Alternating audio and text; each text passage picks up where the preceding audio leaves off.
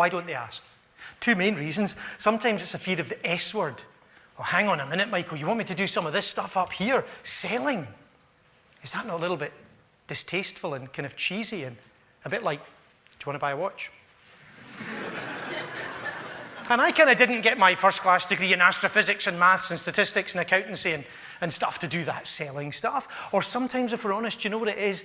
It's a fear of rejection. But Michael, what happens if I ask? What happens if I ask and they say, no, actually, no thanks, I don't want you to do this work. We're going to give the audit over here. And my answer to what happens if I ask and they say no is, that's fantastic. No's a brilliant answer. In the business development process, no is the second best answer to yes. Why?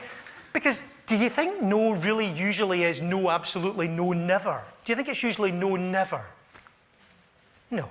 Usually it's no, not at the moment, because. And if you can find out what the because is and why, then you can decide where you go from there. And if it genuinely is no, I really mean no, never. It's never going to happen. That is fantastic. Because then you know where you stand.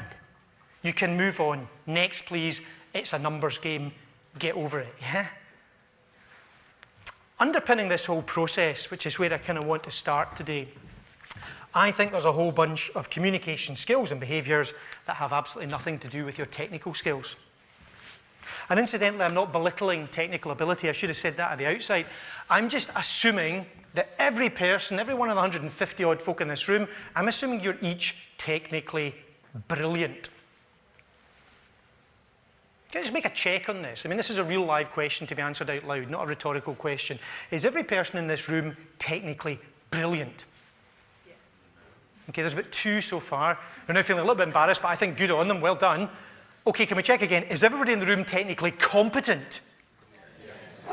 Okay, if you still haven't said yes, then please make sure you're up bright and early for the technical skills training tomorrow. That's really important. But you and a whole bunch of other people, yeah? So I want to look at the underlying skills and behaviours of people who are fab at this. I want to look at a particularly sticky point of doing the follow-up, actually doing the follow-up and following up and saying, I want to come and see you and get that meeting. I want us to throw around and share loads of ways and reasons to get and keep in touch with your contacts. And I want to look at some of the mistakes in more detail that people make in that process. My aim, it's a little bit tight because, you know, that session overruns. Here we are, we've got 1 hour 35 left.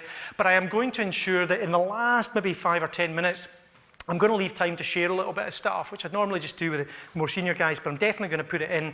It's stuff around the emotional intelligence competencies of star performers. And that will give me an excuse to discuss 2 of my favourite topics at the moment, which are optimism and happiness.